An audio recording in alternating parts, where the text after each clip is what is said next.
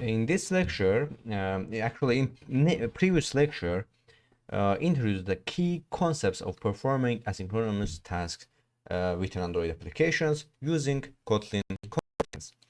So this lecture in this lecture we will build on this knowledge to create an example application that launches thousands of coroutines at the touch of a button. So let's create a coroutine example application. So select the create a new project in the quick start option and click on in the resulting this dialog, click on empty activity and click on next. So enter coroutine example here and make sure a minimum mistake is 26 and language is Kotlin and click on finish. So now Kotlin actually in order to run coroutine support on our project, we have to add them. So the current version of Android Studio does not automatically include support for coroutines in newly created projects. Before proceeding, therefore, we have to edit Gradle scripts model build Gradle file. So after Gradle builds our project, we will edit this file and we will add 2 lines of code to it. So we're waiting for Gradle to build our project here. Actually, it sometimes takes 10 or 20 seconds.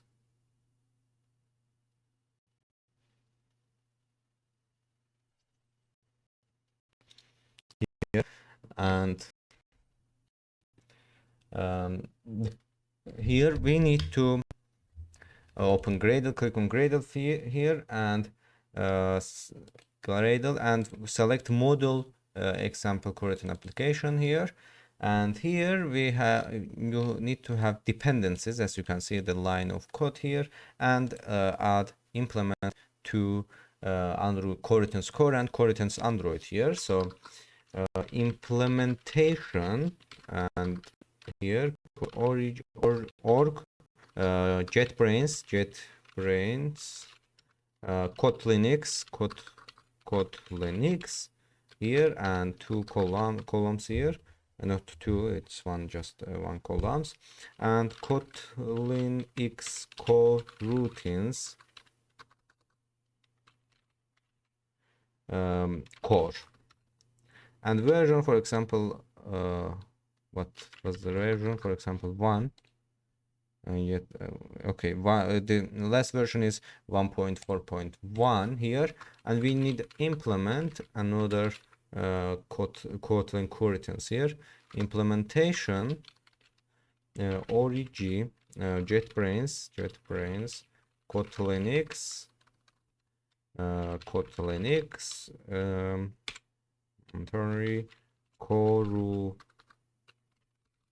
coroutines Android. And what was the last version of this? Actually,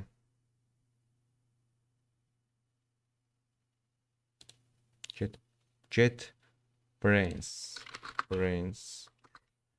This is the last version, is 1.4.1, the same as the first implementation. After making change, click on here, sync now link at the top of the editor panel to common changes.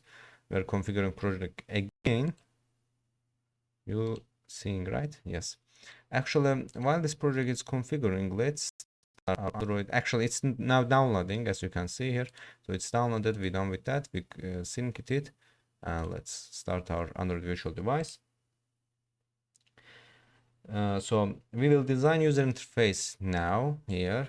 So the user interface will consist of a button to launch coroutines together with a seek bar to specify how many coroutines are to be launched asynchronously each time the button is clicked. So as the coroutines execute, text we will update when individual coroutines start and end. So begin by loading activity main XML layout and file and add the button. Let's delete it actually. So we will add button here, text view and seek bar here.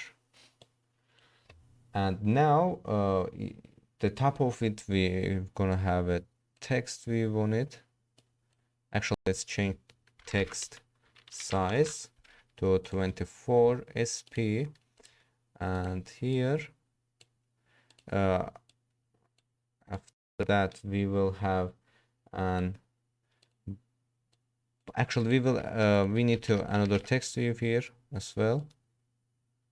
Okay, and here, so here the layout height is gonna be, actually layout width is gonna be much parent here of seek bar, and top of it here, and let's implement it as well here, and after that is button we will have here. So your layout should like that here. So we will give an ID to it. So for example, let's give seek bar here, my seek bar here, the text view 1 here, text view 2, and my button here. So to implement the, and now we will implement layout constraints. So to implement layout constraints shown above by clearing all constraints here and on the layout using the toolbar button. So shift click on for object and select R selected, right click on the top of the most text view and select center horizontally here. So now we will modify the on-click attribute for the button to call a method launch coroutines. So on click here we will add launch coroutines here, and change the IDs of the topmost text view, seek bar, and to the lower text view to the first is this will be count text. This will be just as my seek bar, and this is the status text. Here we will show status, and the button here is just a button, but we will change this ID here, launch coroutines here. So we will implement the seek bar here. So the seek bar controls of the number of asynchronous coroutines ranging from 1 to 2000. They are launched each time the button is clicked. So now we will, so remaining the activity main XML file, select the seek bar firstly here, seek bar, and use the attributes tool to change the max property to 2000. Maximum property, max property to 2000 here. Actually not to max property to 2000 here. So as you can see here, we change it here as well, maximum property to 2000. Now we will edit the main activity file here.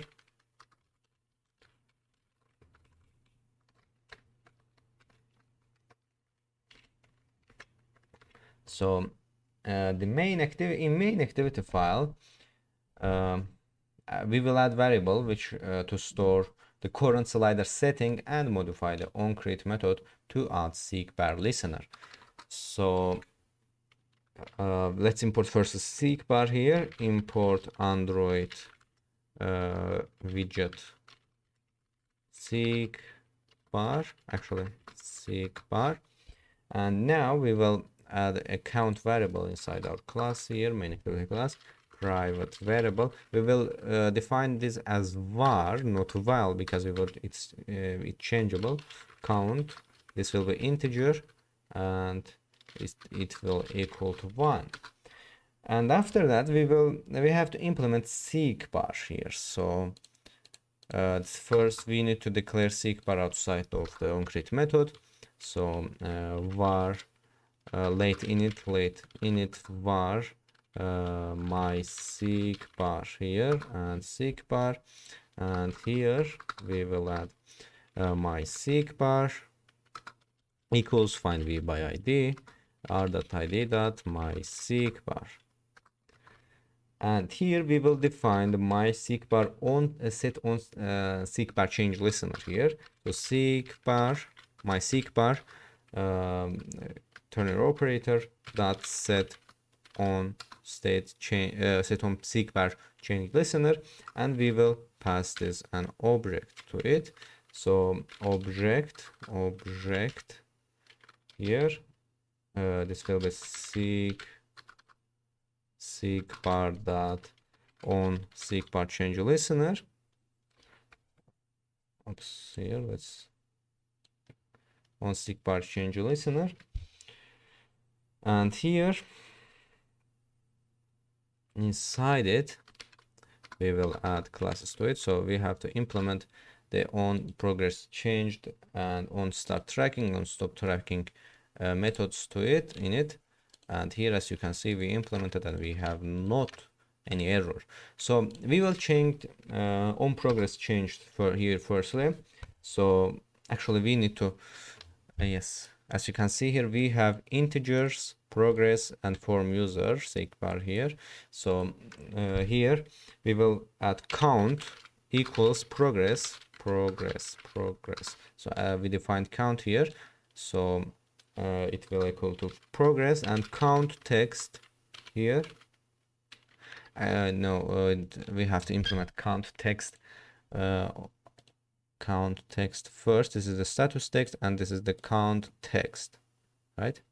So we will implement another late init var count text is equals to text view here, text view, and we will initialize it as well with find my id count text equals find view by id r.id dot count text. And here we will add count text dot text is equal to our count object, count integer, and count coroutines. So how many coroutines it will show us.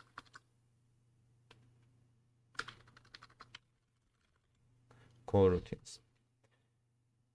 And when the seek bar slides, the current value will be stored in the count here variable and displayed to the count text view by simply if you want to learn. So adding the suspend function we will add here. So when the user taps the button, the application will need to launch the number of coroutines selected in the seek bar. So the launch coroutines on click method will achieve the coroutine launch builder to execute a suspend function. So and this suspend function will return a status string to be displayed on the status text view object. It will need to implement using the async builder. So all of these actions will need to be performed within a cartoon scope, which also needs to be declared. Within a main activity file, import coroutine here, import coroutines, and use this operator to add import all classes inside of coroutines packages. And we will declare another variable outside of the onCreate here. So private val coroutine scope is assigned to coroutine scope dispatchers default. Actually not default, we will main. So you learned what main is in previous lecture. If you forgot it, just watch this diagram here, a list here actually. So this is dispatchers we can use using these dispatchers here. This is the main thread on Android. So this uses the calling suspend functions, calling UI functions, and with this we can update live data. So this is the main thread on Android. So actually, yes. So now we will add a function to it. So we will use suspend keyword. So this suspend keyword comes, as you remember, we implemented this GriftBrains Coroutines. So this suspend keyword comes with this package. So perform task is task number is going to be integer, and deferred, the actual deferred, this will be string. And this actually not like that. We have to implement just one parameter, and this will return deferred string here, and this assign it to coroutine scope dot async here. Actually, it's coroutine scope dot async async here. So we will use dispatchers main here, and we will write our code here. So delay 5000 time millis here, and this will return actually.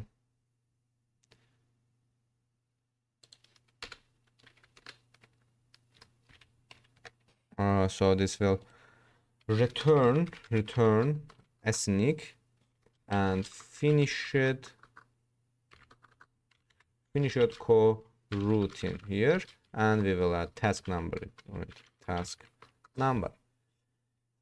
So given that function only performs a small task and involves changes to the user interface, the coroutine is executed using the main dispatcher, as you can see here. So it is passed the sequence number of the coroutine to be launched, delays for 5 seconds, and then returns a string indicating that the numbered coroutine has finished. So let's implement launch coroutines method now. Actually, so the final task before testing the application is to add a launch coroutines method, which is called when the button object is clicked. So as you remember, we added on-click property to our button, which is launch coroutines. So let's define it. So let's import view here. Import Android view, and here after this task, or it's not, doesn't matter actually, function launch coroutines. So this will be view, get view parameter here and here. So we will define our coroutine starter here. So one count here for each is, so in for each we will not have actually here, we just open braces here, and as you can see here, this takes integer here. So status test, it's actual status text. Where is status test? No, we haven't declared it yet. So let's declare status test here. This is the status test. So actually text view, and let init variable status text here, text view status text, actually status text, and we will define it on create method. So status text here, text is find view by id r.id.status text, and here we will modify it now. So status text, we will assign the started coroutine. So text here, we will write it our coroutines numbers. Started coroutine here, and it. So it means our returned variable here. And after that, coroutines, we will coroutine scope dot launch this dispatcher main, of course, as well. Here open your braces here, dispatchers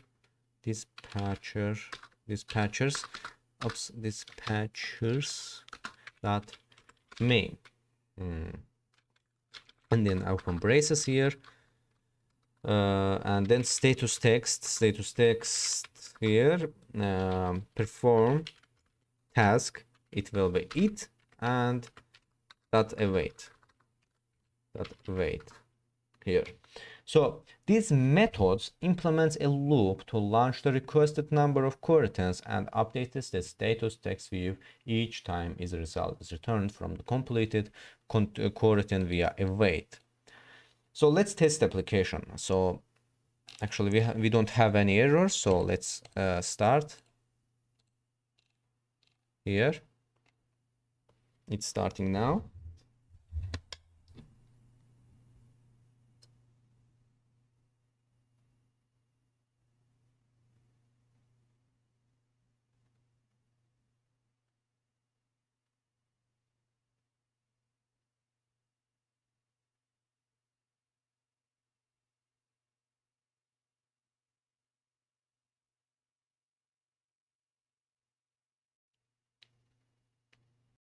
Actually, I will pause video here and then resume after building our project. Here.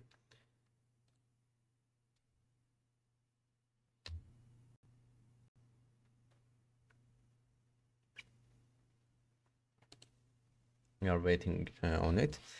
So build and run this project. So as you can see, you can move your project from 0 to 2000. So how we made it, we assigned a property to our seek bar here, as you can see, max 2000. So let's run an application, and for example, let's move to a low number, for example to 37 here before tapping the launch button. So the status text will update each time a coroutine is launched until the maximum reached. So after each coroutine completes 5-second delay, the status text will update until all 37 have completed. So in practice, this status will happen quickly, so it will be difficult to see the status change. As you can see here, coroutines 37. So repeat the process, and with the seek bar set to 2000 here. As you can see here, this time sliding the seek bar back and forth, the coroutines run to verify the main thread is still running and has not been blocked. So finally, we can open the Logcat window here. So you will see, and I will show you an example here. Actually, it may take time to open. Actually, no. So as you can see here, let's here click on here. As you can see here, our coroutine is stopped here. Why is that? Because as you can see here, it's getting so much here. We getting coroutines occurring application for events and other here. So let's show skipped frames. If we have, so as you can see here, skipped 39 frames. So the application may be doing too much work on its main thread. As you can see, this happened again. The application main doing too much work. So this write on our this coroutines example here. So let's run it again. Launch coroutines, launch.